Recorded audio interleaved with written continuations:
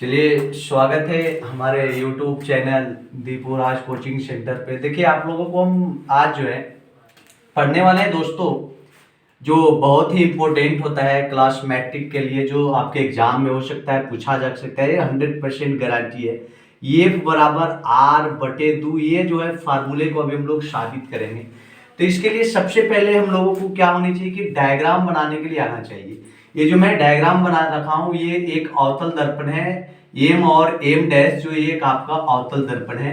इसका ये ध्रुव हो गया, ध्रुव को हम लोग P से सूचित करते हैं। ये इसका फोकस हो गया, इसको हम लोग F से सूचित करते हैं। और ये C जो है ये वक्रता केंद्र है, इसे हम जो है C से सूचित करते हैं। जबकि वो सारी चीज आपके लिए मैं लिख दिया हूं कि माना कि M और M डैश एक अवतल दर्पण है जिसका ध्रुव F है, फोकस F तथा वक्रता केंद्र C है। ए भी एक आपतित किरण है जो PC के समानांतर है। ये क्या है? PC। ए भी एक आपतित किरण है जो PC के समानांतर है। आपतित किरण ए बी जो है ये दर्पण से परावर्तन होता है, और परावर्तन होने के बाद ये मुख्य फोकस जो है देखिए F से होकर गुजरते हैं। इसे हम लोग पहले भी पढ़ चुके हैं कि कोई भी किरण जो होगी वो मुख्य फोकस F से होकर गुजरती है। और उसके बाद हमने क्या किया, C से B को मिला देते हैं, जो आपका क्या है, अभिलंब है। तो और साथ ही हम लोग मान लेंगे दोस्तों कि PF बराबर हम जो मान रहे हैं वो फोकस दूरी, और फोकस दूरी को हमेशा जो है यानी कि स्मॉल f से दिखाया जाता है। PC को जो है वक्रता त्रिज्या बोला जाता है, और वक्रता त्रिज्या को हम कैपिटल R से डिनोट करते हैं। अब देखिए ये जो फिगर दिखने में लग रहा है, देखिए इस प्रकार से आया, इस प्रकार से आपतित किरण गई, उसके बाद ये परावर्तित हो गई, और इस प्रकार से ये लंब के रूप में डाला गया। तो पीछे हम लोग पढ़े थे प्रकाश के परावर्तन का नियम, तो हम लोग वही चलेंगे प्रकाश के परावर्तन के नियम से। तो प्रकाश के परावर्तन के नियम हम लोग पढ़े दोस्तों कि दो प्रकार का होता है। एक होता है आपतित किरण यानी परावर्तित किरण और उस पर डाले गए लंब। आपतित किरण, परावर्तित किरण और इस पर डाले गए लंब तीनों एक ही तल बिंदु पर मिलते हैं। दूसरा जो नियम होता है दोस्त, ये होता है कि यानी कि जो आपतन कोण है ये हमेशा परावर्तन कोण के बराबर होता है। तो चलिए यही जो हम नियम लगाएंगे, ये कहा गया है कि प्रकाश के परावर्तन से। तो चलिए एंगल ए बी और आपका सी लगाते हैं। चलिए एंगल ए बी सी यानी ए आपतन कोण हो गया, ये हमेशा किसके बराबर होगा, ये हमेशा परावर्तन कोण के बराबर होगा। तो एंगल सी बी एफ, यहां लिखेंगे दोस्तों एंगल सी बी एफ। अब यहां से करना कुछ नहीं आपको होगा, अब इसको आप जो है समीकरण 1 बना दीजिए। अब हम जान रहे हैं कि ए बी जो है ये पीसी के समानांतर है, तो लिख सकते हैं कि ए बी समानांतर पीसी। ए बी समानांतर जब पीसी हो जाता है तो इसके लिए करना क्या है, तो हम लोग लिख सकते हैं, तो चूंकि इसलिए लिख सकते हैं कि एंगल ए बी सी बराबर जो हो जाएगा, यानी एंगल ए बी सी बराबर लिख सकते हैं angle B C F. Angle B C F, तो लिख दीजिए एंगल बी सी एफ। इसको हम लोगों ने मान लिया, या आप भी मान लीजिए, ये मान लेते हैं समीकरण 2। अब यहां से करना कुछ नहीं है, हम लोगों को देखिए एंगल एबीसी और एंगल एबीसी समीकरण दोनों में शामिल है, इसलिए हम लोग लिखेंगे दोस्तों समीकरण 1 एवं 2 से। तो चलिए दोनों तो बराबर है ना, तो इसको कट जाएगा, ये काटना है आपको, यहां बात होती है। तो यहां से क्या मिला, एंगल सी बी एफ, ये तो कट गया, इसमें बचा एंगल सी बी एफ बराबर इसमें बचा दोस्तों एंगल बी सी एफ। अब यहां से कुछ नहीं करना होगा आपको, अब हम लोग इसको ऐसे ही रख दीजिए, कोई दिक्कत नहीं होगी।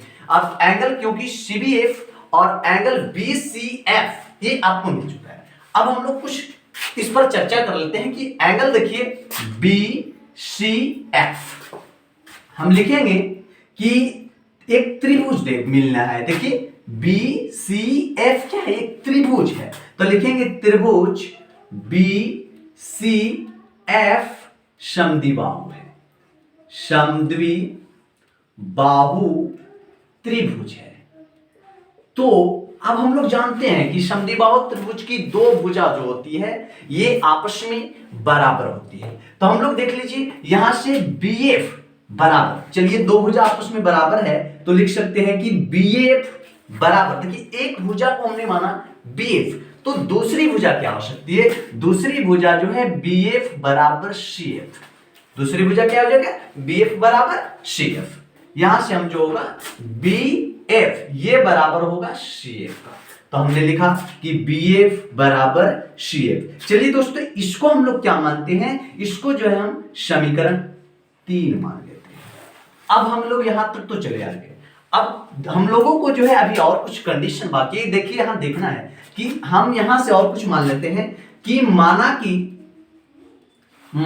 कि B जो है B P के काफी निकट हो, B P के काफी निकट है, तो हम लोग लिख सकते हैं B जो है P के काफी निकट है, तो हम क्या लिख सकते हैं कि BF बराबर PF, यहां से हम ऐसे भी लिख सकते हैं कि BF बराबर PF। अब यहां से दोस्तों इसको हमने मान लिया समीकरण 4। अब देखिए ये दोनों मैच कर रहा है ना, अब दोनों ये समीकरण मैच कर रहा है। अब चलिए यहां हम दिखा देते हैं, आपको ये सीधा दिखाई देगा, तो BF और BF अब यहां से दोनों मिल रहा है, तो हम लिख सकते हैं कि समीकरण 3 एवं 4 से, चलिए कोई दिक्कत, चलिए 3 एवं 4 से आया है तो देखिए BF PF जब सेम आ जाता है तो कट जाता है, तो यहां से हम लोग हमारा हो जाएगा दोस्तों कि CF बराबर PF। अब तो यहां से क्लियर हो गया। अब यहां हम लोग CF को CF लिख सकते हैं, बराबर जो है आपका PF, तो PF बराबर हम क्या लिख सकते हैं, CF बराबर जो है आपका PF। अब जो है PF को आप समझ रहे हैं कि क्या है, कि अब यहां से CF जो है किसके बराबर है, ये देखिएगा CF बराबर हो गया आपका जो है CF। अब यहां से दोनों बराबर चल रहा है, अब यहां से यही देखना होगा कि कौन आसान होगा, तो चलिए हम लिख सकते हैं यहां से CF, इसको हम लिख दिए PC CF, तो PC बराबर हम लिख सकते हैं अब यहां से PF। अब PF किसके बराबर है, तो PF जो है ये आपको जो है देखिए यहां से PF जो है BF के बराबर है, अब BF जो है CF के बराबर है। अब यहां से हम लिख सकते हैं PF बराबर यानी PF प्लस CF। अब यहां से लिखेंगे PC बराबर ये PF किसके बराबर है, PF CF देख लीजिएगा, PF ये जो है आपका यहां से हम लिख दिए इसको भी PF। अब यहां से होगा दोस्तों PC बराबर ये PF क्या है 2PF। अब आपको बताया कि साथ ही मैंने माना कि PC बराबर, तो PC बराबर R हो गया। अब 2 PF बराबर क्या माने थे आप F, तो इसको लिख दिया F। अब यहां से हमको निकालना है F, तो F बराबर क्या हो सकता है R/2। चलिए ये आपको यहां से जो है प्रूव हुआ। अब यदि यहां से ये लंबी प्रोसेस आप नहीं करना चाहते हैं तो आप जो है बिल्कुल छोटे फॉर्म में आ सकते हैं। चलिए वहां से हम देख लेते हैं कि उसको लिख सकते हैं कि इस प्रकार से, जब समीकरण 3 एवं 4 से आए थे तो इसको हम यहां ही लिख देते हैं कि चलिए यहां जो हमने लिखा कि PF बराबर CF या CF बराबर ही PF आप लिख सकते हैं, कोई दिक्कत नहीं होता है। चलिए वही बात लिख देते हैं, चलिए CF बराबर PF।